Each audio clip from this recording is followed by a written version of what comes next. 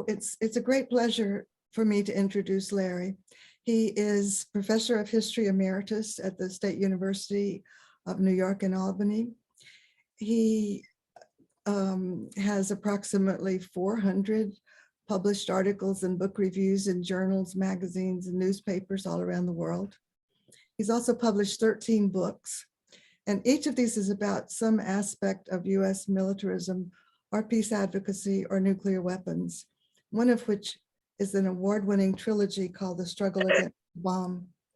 He's given lectures about peace, war, and nuclear disarmament in dozens of nations, and has also delivered addresses about these issues at the Norwegian Nobel Institute, at the United Nations, and many other places. In addition to his wonderful scholarship and fabulous writing, for all his adult life, Larry has worked for progressive change, for peace in our world, and for the abolition of nuclear weapons. He continues to do that. For example, he served as a Bernie Sanders delegate to the Democratic National Convention in 2016, and he's currently a member of the Executive Committee of Albany County's AFL-CIO. So as much as I admire his scholarship and writing, I always look forward to the regular articles that he publishes in online journals. As much as I admire that, it's his lifelong activism that means the most to me. I first met Larry in 2007 when we both served on the board of the National Peace Action. He became a treasured friend, and he's someone whom I still go to for advice and support. In fact, I feel very honored to call Larry my friend. I know that you will find his talk tonight informative, provocative, and inspiring. So thank you, Larry, for agreeing to speak to us tonight. Okay. Thank you very much, Jean. I really appreciate your comments. I'm always delighted, furthermore, to speak to people who are concerned about the terrible danger posed by the existence of nuclear weapons, and therefore are committed to building a nuclear weapons-free world. Tonight, I have some bad news and some good news for you. The bad news is that a new nuclear arms race is underway. The good news is that we can do something about it. Let's start with a little historical background. The first nuclear arms race began among the major combatants during World War II, as they scrambled to build a powerful new weapon that would help them win the war. After the US government illustrated the feasibility of developing nuclear weapons, as well as their vast destructiveness through the atomic bombing of 2 Japanese cities, the arms race rapidly accelerated. The governments of the major powers conducting nearly 2,000 nuclear tests, many in the atmosphere, developed atomic bombs, vastly more destructive H-bombs, ballistic missiles, and ballistic missiles with multiple warheads. They not only threatened to use these nuclear weapons during the Cold War, but came close to doing so on numerous occasions, either deliberately or by accident. However, people around the world found nuclear war a very unappealing prospect. A massive nuclear disarmament movement developed in which peace action and its predecessors, SANE and the Nuclear Weapons Freeze Campaign, played an important part. This movement in the United States and abroad drew strong support from a restive public and gradually began to force reluctant governments to roll back the nuclear menace.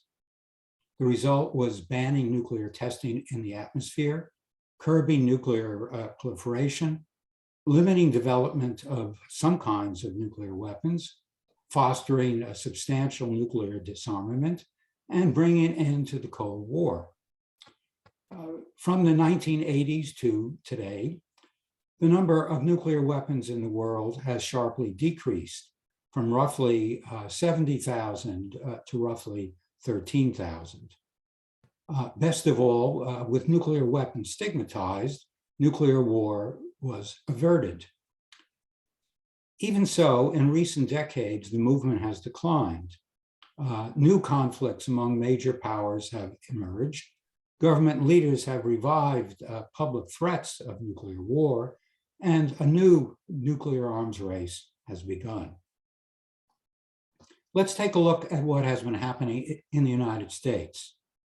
Barack Obama ascending to the presidency in 2009, and in line with his role as a student anti-nuclear activist in the 1980s, made a dramatic attempt to rally the planet behind the goal of building a nuclear weapons-free world.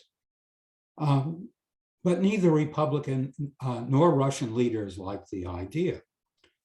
Consequently, the best he could do was to secure the last of the major nuclear disarmament treaties, the New START Treaty with Russia, signed in early 2010. And even that treaty came at a heavy price. An agreement with Senate Republicans, whose support was necessary to secure treaty ratification, to back a US nuclear weapons modernization program. After Donald Trump's 2016 election victory, nuclear disarmament agreements were abandoned and the new nuclear arms race surged forward. Trump removed the United States from the Intermediate Range Nuclear Forces Treaty, the Iran Nuclear Agreement, and the Open Skies Treaty. Trump declared, "Let it be an arms race. We will outmatch them at every pass and outlast them all." Consequently, he expanded the US nuclear modernization plan to a $1.7 trillion nuclear extravaganza. This modernization plan, thus far continued by the Biden administration, involves reconstructing the entire US nuclear weapons complex over the next 3 years. I'm sorry, 3 decades. It will build each leg of the US nuclear triad and its accompanying infrastructure. Among its goals are creating a new class of ballistic missile submarines, new silo-based intercontinental ballistic missiles, a new nuclear cruise missile, a modified gravity bomb, a new stealth long-range strike bomber, and accompanying nuclear warheads for each delivery system. The new land-based ICBM, sometimes called the money pit missile, as it will cost $264 billion, is regarded as particularly dangerous, for it provides an easy fixed target for the enemy, meaning that its operators will be faced with a rapid decision to use it or to lose it. Another potentially destabilizing nuclear weapon, recently added to the US modernization agenda, is the hypersonic missile, which travels more than 5 times the speed of sound, and also is better able than its predecessors to evade missile defenses. Though the US nuclear buildup, costing $37.4 billion in 2020, the last year for which figures are available, is the most expensive of the 9 nuclear powers. All the nuclear powers are either developing or deploying new nuclear weapon systems or have announced their intention of doing so. The Russian government, which currently possesses a larger nuclear arsenal than its US counterpart, 6,257 nuclear warheads compared to 5,550 for the United States, is midway through a decades-long modernization of its own nuclear forces, replacing older weapons with a multiplicity of newer ones. Among the newer nuclear weapons Russia now possesses is the hypersonic missile, which President Vladimir Putin has boasted can bypass missile defense systems and hit almost any point on the planet. Indeed, the Russian president has touted several new Russian nuclear weapon systems as ahead of their time. He explained, quote, "Our equipment must be better than the world's best if we want to come out as the winner." He didn't explain winner of what, whether that meant winner of the arms race or winner of the nuclear war, of course. Although China has provided little public information on its nuclear forces, the Bulletin of the Atomic Scientists estimates that China has about 350 nuclear warheads deployed on land-based ballistic missiles, sea-based ballistic missiles, and bombers. Its ICBMs have the ability to strike the US mainland with devastating force. Furthermore, China is in the middle of a significant modernization and expansion of its nuclear arsenal. In 2014, it began testing hypersonic missiles, which have recently reached a stage advanced enough to now spur the US government into attempts to catch up with its Asian rival. Other nuclear powers are also upgrading their nuclear arsenals. Britain has scuttled its policy of reducing the size of its nuclear force and has raised its planned ceiling for nuclear weapons by 40%. Israel is expanding its major nuclear weapons facility. France is modernizing its nuclear forces. India and Pakistan are increasing the size of their nuclear arsenals, as is North Korea, which is also increasing the range of its ballistic missiles. All told, in 2020, the last year for which statistics seem to be available, the 9 nuclear powers spent a record $72.6 billion on enhancing their nuclear arsenals, and there's every indication that they will be accelerating this nuclear weapons buildup in future decades. Naturally, this international scramble for more and better nuclear weapons doesn't leave much room for nuclear disarmament. Indeed, the nuclear powers have already discarded most nuclear constraints that were previously negotiated. As for the UN Treaty on the Prohibition of Nuclear Weapons, which bans developing, testing, producing, acquiring, possessing, stockpiling, and threatening to use nuclear weapons, the nuclear powers have vigorously opposed it. They not only boycotted the 2017 UN conference at which it was adopted by the many non-nuclear nations in attendance, but pressed other nations to spurn the gathering. Indeed, 3 of the nuclear powers, the United States, Britain, and France, issued a formal statement declaring that they would never ratify that treaty.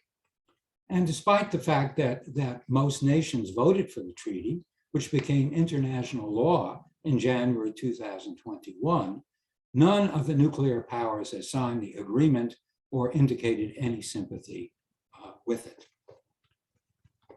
Does this new nuclear arms race mean that a nuclear war is becoming more likely? Well, yes. As we speak, nuclear armed nations are engaged in intense military confrontations with one another. Russia with the United States, plus Britain and France. India with Pakistan, and China with the United States. These confrontations could easily escalate into conventional war and then nuclear war. Only a few years ago, America's Donald Trump and North Korea's Kim Jong-un publicly issued threats of nuclear war against one another's nations, promising to utterly destroy them. Trump also publicly threatened to destroy Iran through nuclear war. Just a few days ago, Vladimir Putin threatened nuclear war against any nation that interfered with his invasion of Ukraine. And then, of course, there are the numerous possibilities for an accidental nuclear war set off by a mistake, a minor military incident, a terrorist attack, or a rogue military commander. The authoritative Bulletin of the Atomic Scientists, which has been keeping track of the likelihood of a nuclear holocaust since 1946 with a doomsday clock, has moved the clock's hands to 100 seconds to midnight, the most dangerous setting in its history. Well, you might well ask, why do nations continue to prepare for nuclear war, a potentially disastrous even suicidal or omnicidal act. One reason is that militaristic behavior and the weapons accompanying it are inspired by an inflamed nationalism. The widespread assumption that, as US politicians like to say, the United States is the greatest country in the history of the world. The belief in the superiority of one's own nation, shared by people in many lands, is played upon by demagogues like Donald Trump, who talk glibly of America first and send their audiences into rapturous chants of USA, USA. Vladimir Putin has also used nationalist rhetoric and themes to solidify his power in Russia and justify military intervention in neighboring Ukraine. In these circumstances, citizens of powerful nations slip easily into what US Senator J.W. Fulbright once called the arrogance of power, the assumption that their country should play a dominant role in world affairs. Little wonder then that many members of Congress, though skeptical of the necessity for rising military budgets, tamely vote for them lest they be portrayed as soft on defense. But this is only part of the story, for although many Americans support ramping up US military spending, most Americans don't. A July 2020 opinion survey found that only 23% of US respondents favored increasing US military spending, while 66% either favored maintaining the current level or cutting it. Also, poll after poll has found that most Americans do not like nuclear weapons, detest the idea of nuclear war, and favor nuclear arms control and disarmament treaties. A more significant factor behind the nuclear arms race is the influence of corporate defense contractors, or as they were often called during the 1930s, the merchants of death. These private companies work hard to ensure that the US military budget, and thus their own income, keeps rising.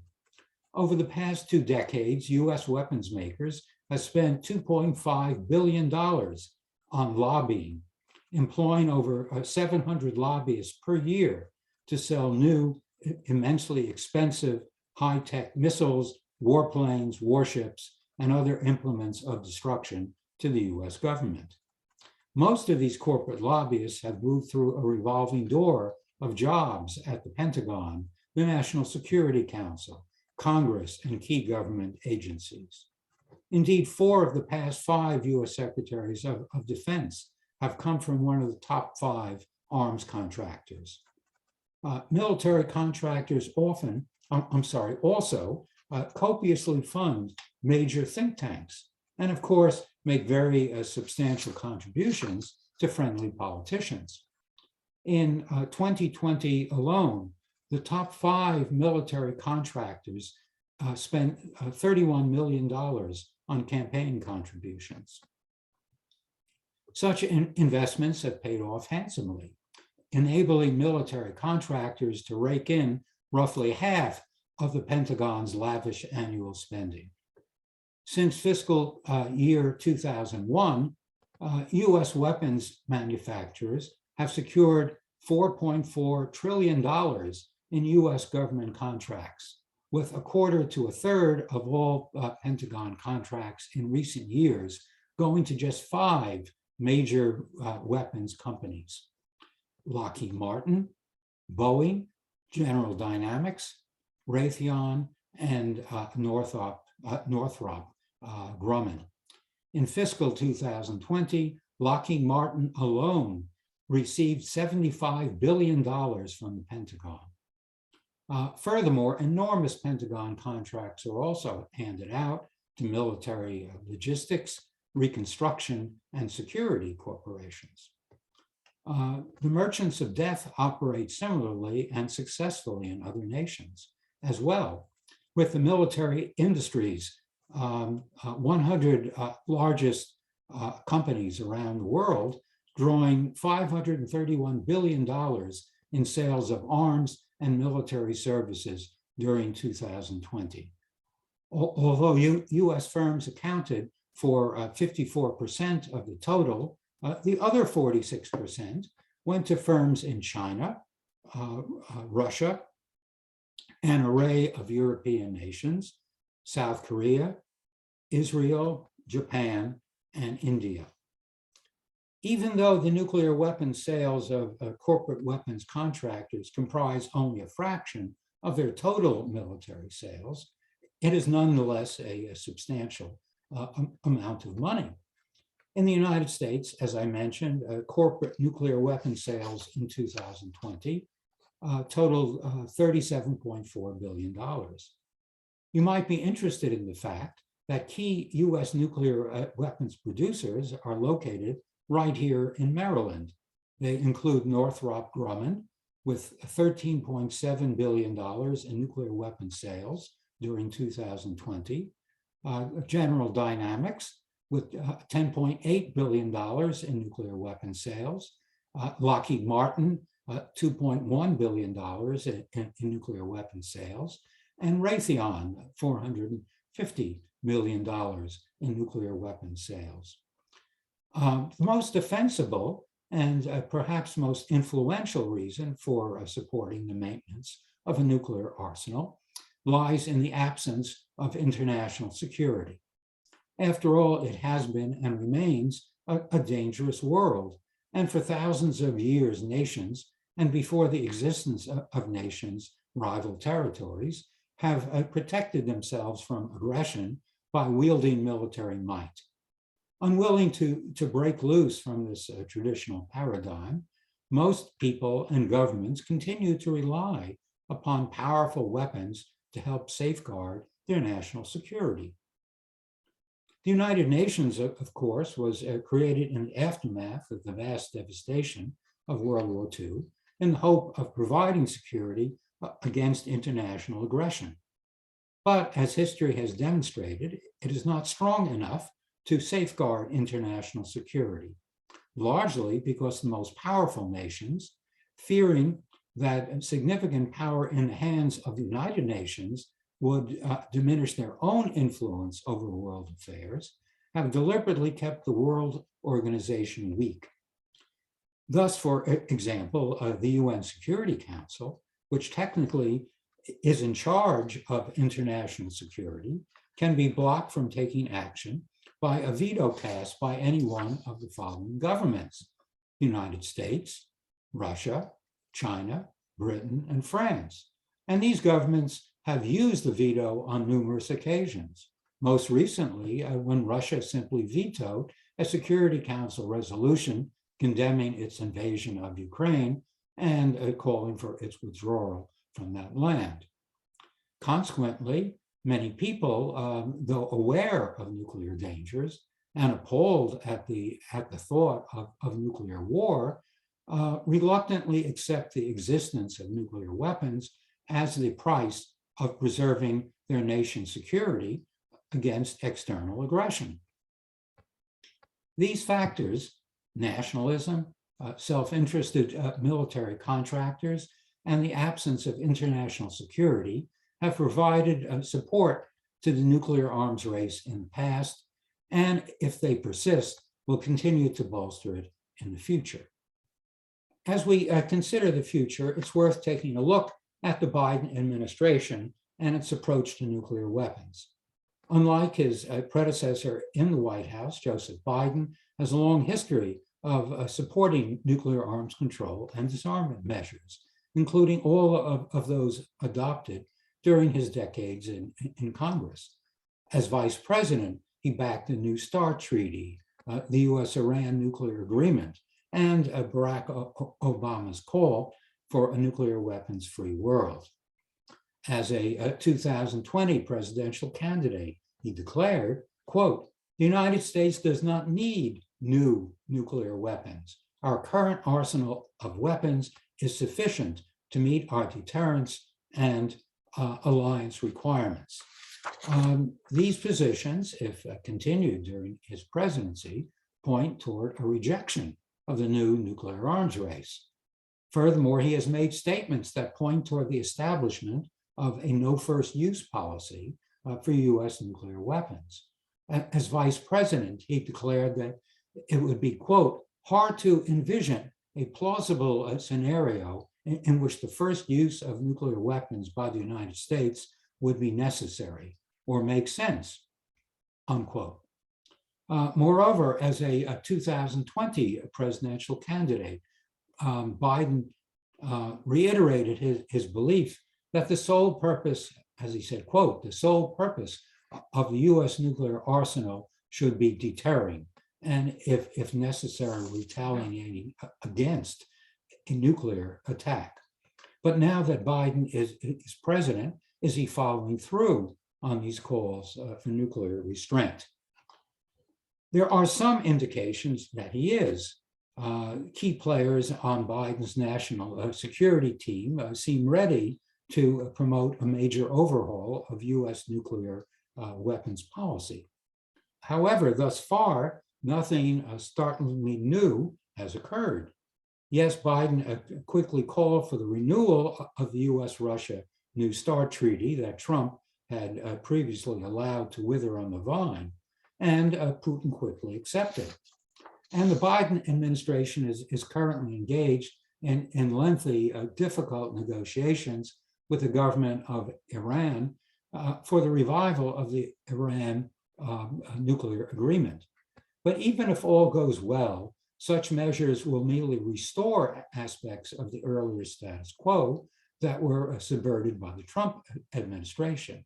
No new nuclear arms control or disarmament agreements are on the horizon, nor have there been any signs of a cutback in the US nuclear modernization program, or of course, any expressions of interest in signing the treaty on the prohibition of nuclear weapons.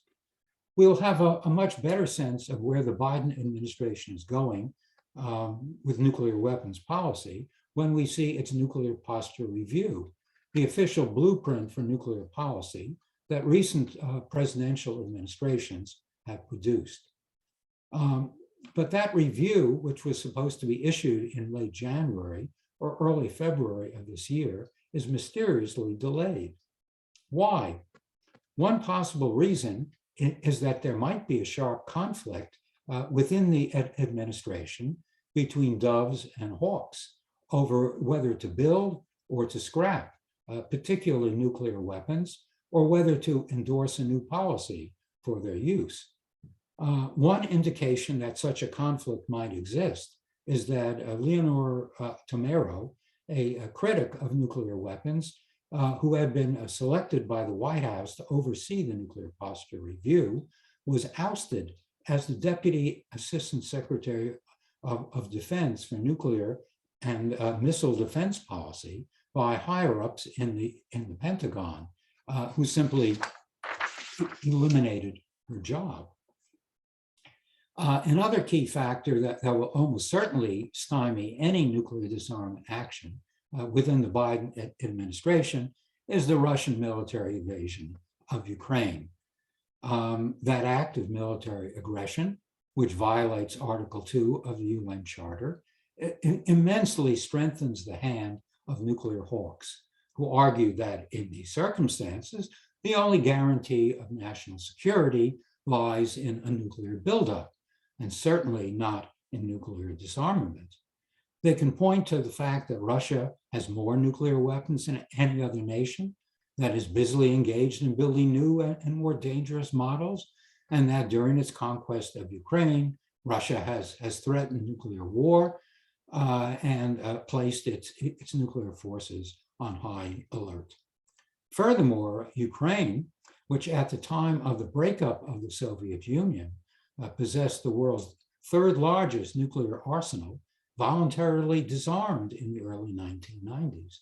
Ironically, it handed over its nuclear weapons to Russia in exchange for security guarantees from that nation, which are found in the Budapest Memorandum on Security Assurances of 1994. Given these facts, recent events do not provide a promising political environment for nuclear disarmament by the United States. Moreover, there are also no signs of interest among the governments of the other nuclear powers in bringing the nuclear arms race to an end. Where there is pressure for halting the march to nuclear catastrophe is coming from many non-nuclear nations, from officials of the United Nations, and of course from the peace movement. Well, what can be done in these very dangerous, unpromising circumstances? Peace groups have adopted a variety of approaches. Some oppose specific weapon systems. Some call for the adoption of a no first use policy. Some have gotten behind the Back from the Brink campaign, organized by physicians for social responsibility, a package of measures, including the pursuit of an agreement among the nuclear armed nations to eliminate their nuclear arsenals, plus the US renunciation of first use of nuclear weapons, ending of sole authority to launch them, ending of hair trigger alert, and cancellation of nuclear modernization. These are all admirable objectives, and it's possible that one or more of them is attainable. But there are real obstacles, as I have suggested above earlier. Also, the public, whose hearts are, for the most part, in the right place, but whose minds are easily muddled or distracted, is probably confused by the variety of approaches promoted by different peace groups. So let me suggest to you a simultaneous two-track approach that might focus enough public attention and support on the nuclear arms race to actually end it. The first track has two stages. The first stage is a simple demand that everyone can understand. Stop the nuclear arms race. Stop it now. Through an international agreement among the nuclear powers. The rationale is that creating new nuclear weapons heightens nuclear dangers, wastes immense amounts of money, and does not add anything useful in the quest for national security. The second stage of that same track is to demand that all nations sign, ratify, and begin to comply with the terms of the Treaty on the Prohibition of Nuclear Weapons, actions that would lead to the creation of a nuclear weapons-free world. If this first track sounds vaguely familiar, that's because it describes the approach of the nuclear weapons freeze campaign of the 1980s. The freeze, created by Randy Forsberg and promoted by virtually all US peace groups of the time, was remarkably successful. At a time when governments around the world were engaged in an immensely dangerous nuclear arms race, the freeze campaign inspired a massive mobilization of anti-nuclear activism in the United States, thereby creating the largest peace movement in US history, and drew the support of 70% or more of the US public. Abroad, allied groups with a somewhat similar message also built an amazingly large, powerful, and popular movement. The result was that hawkish governments were forced to abandon their nuclear ambitions and even accept measures for nuclear arms control and disarmament. I spent many years researching this remarkable nuclear de-escalation. I interviewed major officials from the nuclear powers. I went through their secret government files. I put together this data in a lengthy 3-volume history called The Struggle Against the Bomb, and in a shorter book called Confronting the Bomb. So I can't repeat that all now, and time's starting to run out. But I assure you that this campaign worked very successfully, as many of the officials conceded to their deep regret.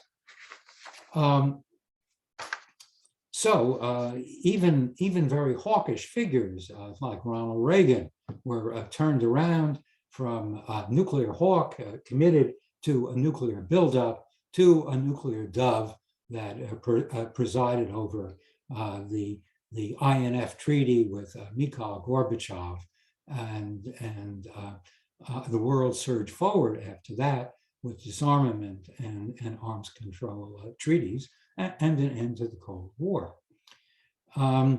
Pretty much was true for government officials around the globe who recognized sometimes quite grudgingly that something would have to be done about these very unpopular nuclear weapons. As Canada's Prime Minister, Pierre Elliott Trudeau, declared, quote, "Only the deaf cannot hear the clamor arising all over the world against the arms race." Consequently, governments negotiated treaties and took unilateral actions that eliminated almost 80% of the world's nuclear weapons, while statesmen recognized that nuclear war had become politically impossible. The second track, that was the first track, stop the arms race, move forward with disarmament. The second track toward a nuclear-free world involves the strengthening of global governance. As we've seen, one of the reasons many people and governments cling to nuclear weapons is their desire for national security in an anarchic and dangerous world. But what if global governance were strengthened to the extent that it could provide international security? What if the United Nations itself, a major step forward toward a collective action among nations, were granted enhanced power so that it could enforce international law, prevent international aggression, and guarantee treaty commitments, including commitments for nuclear disarmament? After all, nuclear weapons, like other weapons, have emerged in the context of unrestrained international conflict. But with the United Nations strengthened into a genuine federation of nations, the motor force and rationale for a nuclear arms race, as well as for the very existence of nuclear weapons, would be undermined substantially. Although creating a strengthened United Nations might sound rather utopian, the breakdown of international security, as shown by the Russian invasion of Ukraine and the broader quarrel over the extension of NATO, provides an opportunity for some new thinking about international relations. Just as the disaster of the First World War led to the establishment of the League of Nations, and the even greater slaughter of the Second World War led to the United Nations, the current crisis, plus the spiraling nuclear arms race and threat of nuclear war that hang over it like a deadly shroud, has possibilities for moving public opinion toward support for a stronger international security system. So I'm suggesting then that the movement focus first on stopping the arms race, then, in accordance with the Treaty on the Prohibition of Nuclear Weapons, focus on securing nuclear disarmament down to zero. In addition, I am suggesting that the movement simultaneously promote the building of a stronger system of global governance that would provide heightened international security, thus decreasing the likelihood of war and the arms races that have traditionally accompanied it. There might well be better routes to halting the new nuclear arms race and building a nuclear-free world. And if they show signs of working, that would be great.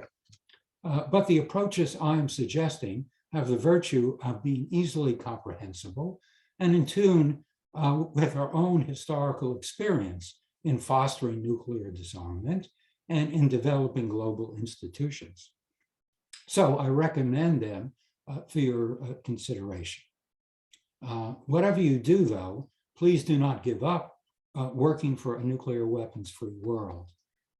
What has preserved world civilization from total destruction since 1945 is the action of people like you, determined to prevent nuclear war and all it will bring in the form of universal suffering and death. The people of the world deserve a better future than that. And maybe, with your help, they will finally have it. Thank you. Thank you very much, Professor Wittner. We are going to do some question and answers. I'm very glad that you're able to give such breadth and history to help us figure out our current context. I do think our question and answer period will be characterized by the most recent events.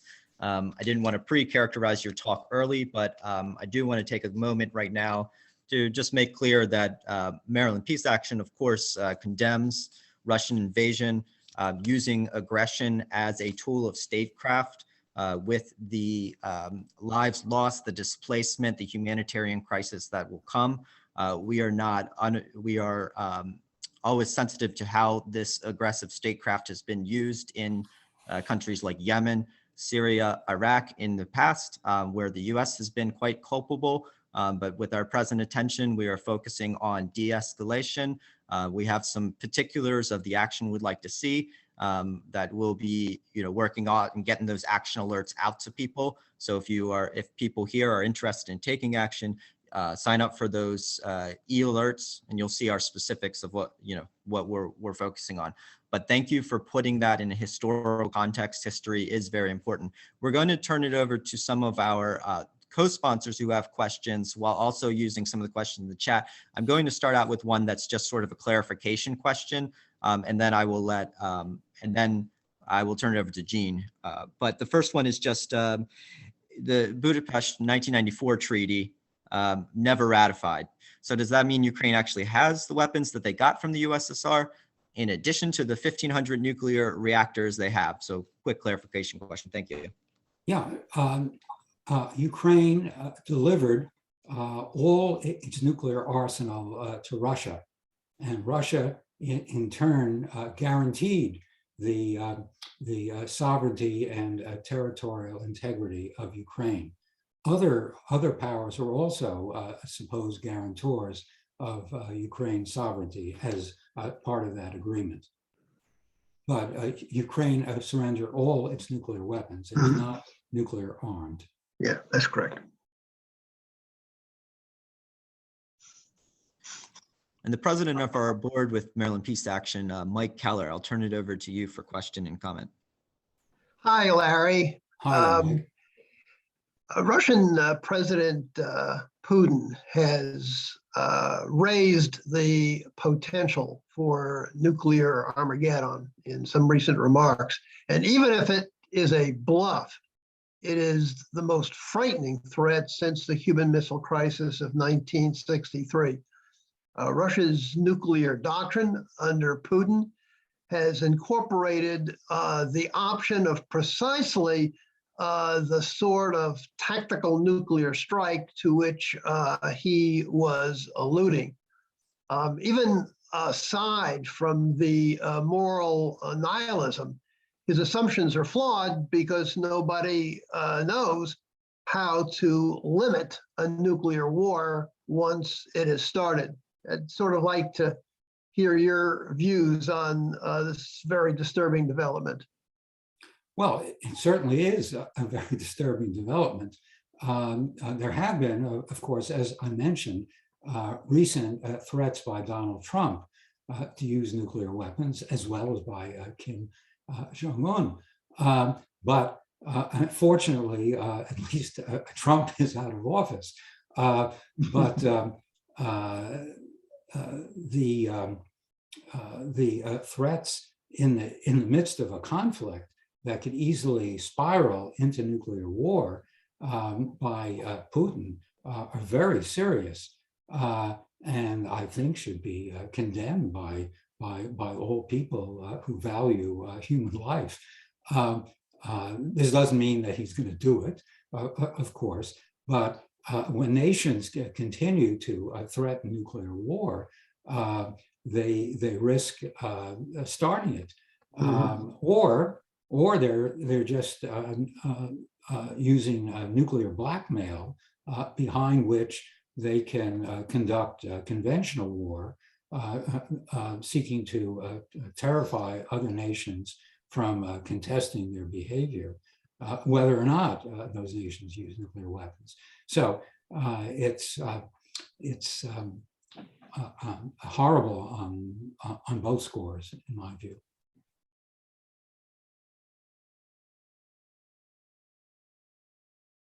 Gene, you're on mute.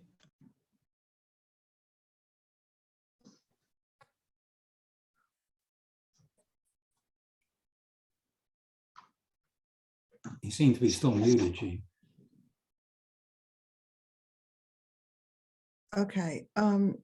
So Larry, we have a question from Gwen Du Bois, who is one of the co-sponsors of our event tonight. And Gwen is the president of Chesapeake Physicians for Social Responsibility. And she asks, is there an off-ramp for Putin that involves both sides pulling back nuclear weapons, or something more that Russia can give up if NATO agrees not to let Ukraine in? Is there a way this terrible crisis could lead to a treaty between Russia and the United States? Yeah, well, of course, one of the ironies is that one of the first acts that Biden and Putin took together was to agree that the New START Treaty would be continued. So that was a major source of agreement on nuclear weapons between the two countries that have 90 or 90 some odd percent of the world's nuclear weapons. Nonetheless, the current conflict, of course, risks nuclear war or simply escalation into a major conventional war. It seems to me that there are numerous off-ramps for Putin. Putin could have said, as he did briefly during the troop buildup before he ordered an invasion, that, well, this is just training of our forces and so on. Of course, we wouldn't do something like that, but we do think, and we strongly urge negotiations on safeguarding Russia's security, and that would entail discussing the placement or discussing Ukraine's becoming part of NATO and what that means and so on. But he didn't do that. He could still do it at this point. That is, yesterday, was it yesterday or the day before? Recently, in any case, his government was condemned at the UN by a vote of 141 to 5, meaning only 4 other countries in the world, and not the most respectable countries either, stood by Russia and its stance. So if he wanted to, he could say, well, given world opinion and given the urging of the United Nations, I am going to conduct a goodwill action. I'm going to withdraw my forces, but in turn, I expect negotiations to open immediately on security guarantees on the Russian border, and so on and so on. And I'll bet that he could get some kind of negotiations along those lines. What I fear is that's not really what he wants. I think at this point, he's decided to go all in on snuffing out Ukraine as an independent nation. And I could be wrong. Maybe tomorrow he'll do just what I hope for now, but he hasn't done it yet. And he seems to be digging in further rather than taking a variety of off-ramps. I certainly hope he takes one of those off-ramps. I have a question, Larry. I know that you have a long history of experience with anti-nuclear work. And I'd be very interested in your views as to what will motivate the largest number of people to work to end nuclear weapons. Some people think that it's really important to use the fear of nuclear weapons, which are, of course, extremely scary to those of us who understand it. Other people say that fear just turns people off and they don't want to think about it and they refuse to do so. And so it's self-defeating as a mechanism to inspire people to work against nuclear weapons. So what do you think is the best way to build a movement around ending nuclear weapons? Well, I thought I just outlined it, but let me put it in a somewhat different framework, and particularly respond to your issue of fear. The strongest selling card thus far for the anti-nuclear movement is popular fear of nuclear war. And I think we, the movement, have gotten that through to the public, that nuclear war would be a disaster. And polls all show that people don't want nuclear war. They're not eager to engage in it. Some people are, but most people are not. And that's true in the United States and around the world.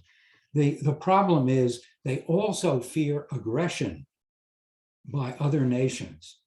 And so they turn to nuclear weapons to guarantee their national security. And therefore, what I'm suggesting is, rather than only ring the alarm bell about the danger of nuclear weapons, which is a powerful bell, we should also begin to talk about guaranteeing national security. We should move beyond nuclear fear to also ring the bell, saying it's time to guarantee national security through strengthening international security and a strengthening of the United Nations. One easy, low-hanging fruit way to do that is to say, get rid of the veto in the Security Council, right? So that the UN resolutions would mean something and would commit the United Nations against aggression, rather than have the Security Council's actions vetoed. There are other ways too. For example, you could give the UN taxing power, not all taxing power of all countries, but a way of raising money for all sorts of purposes, from disease control to environmental protection to disarmament mechanisms and so on. You could even train people in nonviolent resistance in nations around the world. And UN security doesn't only have to be in terms of armed forces. You could prepare people enough and reduce national armaments enough under UN supervision so that you could change the dynamic of national aggression against other nations.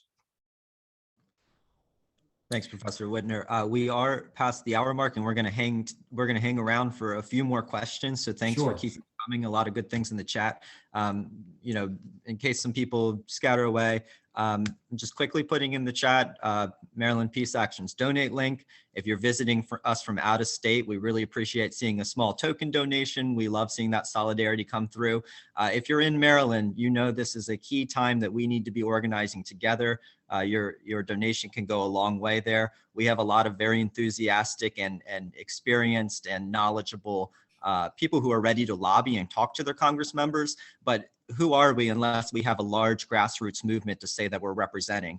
And one way to show that we have that grassroots support is by making a donation. So thank you if you're able to do that tonight, and we'll be able to see that community is coming together at such a key time. Let me see in the questions. I'm seeing a great question from Chris Bird to get specific about the UN, but we might circle back. This other question just speaks so much to some of your early work, what characterized it there, which is how grassroots movements were so pivotal but also don't often get recognition from leaders who want to say, you know, it was the geopolitical situation or them. So the question from Sign Lapper again, I'm not good at pronouncing that, but it is undeniable that there has been some elimination of nuclear weapons and some de-escalation between the US and Russia. But with what method do you determine that the anti-war, anti-nuclear movement deserves considerable credit for this?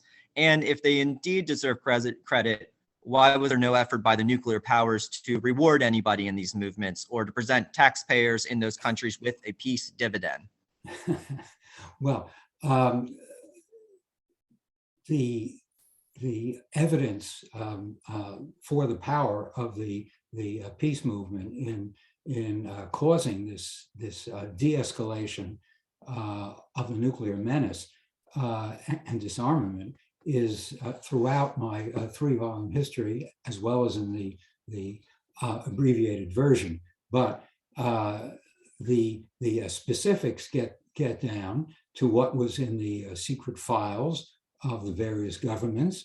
I went through formerly top secret Soviet government files. I went through formerly top secret US government files. I went through top secret British government files. I went through the files of the Stasi, the East German secret police, and so on.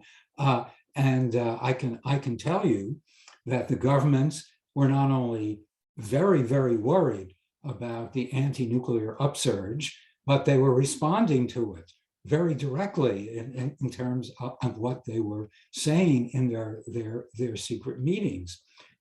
Let me give you one very brief illustration of that.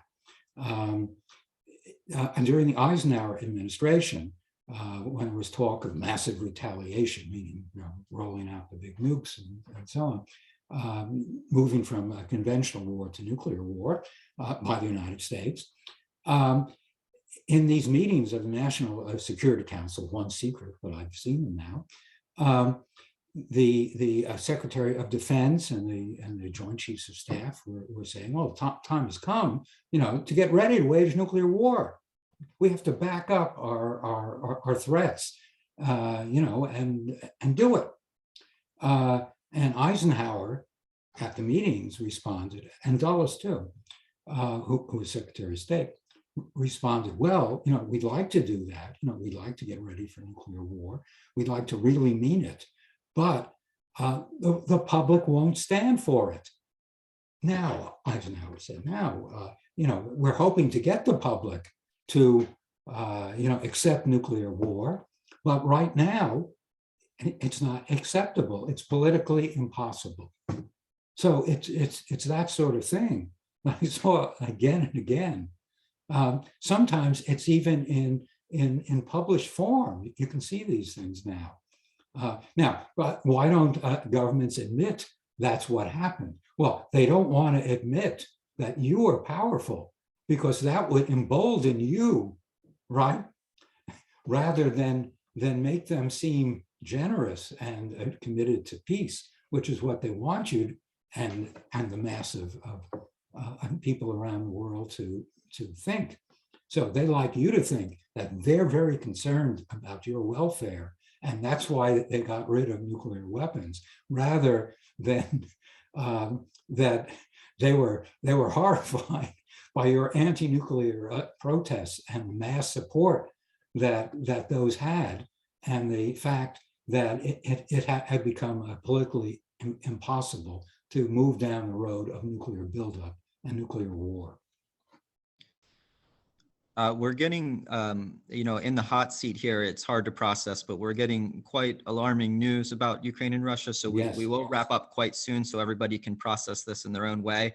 I do want to quickly make a shout out because I was waiting on specific details on this, but for people in Maryland, we are going to be speaking out on this Sunday at Patterson Park. People in Baltimore hopefully know where that is. We can get an e-alert if you sign up to know where it is, but we'll be speaking out, bringing signs. It's across from Ukrainian Orthodox Church. I'm sorry, I'm looking for the name. Thanks, Max, for providing this, but it's part of a global day of action. It's a global people's movement. We need to show that there are bodies out there, that people care about this. It's at St. Michael's Ukrainian Catholic Church. Here's the address: 2401 Eastern Avenue, Baltimore, Maryland. So thanks anybody that can join us and bring signs. Larry, I'm going to give you a chance to give us some closing comments, and then we will close it out. So thank you so much, Professor Wittner. Yeah, well, once again, I want to thank you people, you activists who have worked for peace and for nuclear disarmament. I can't think of a more significant thing in the world at this point.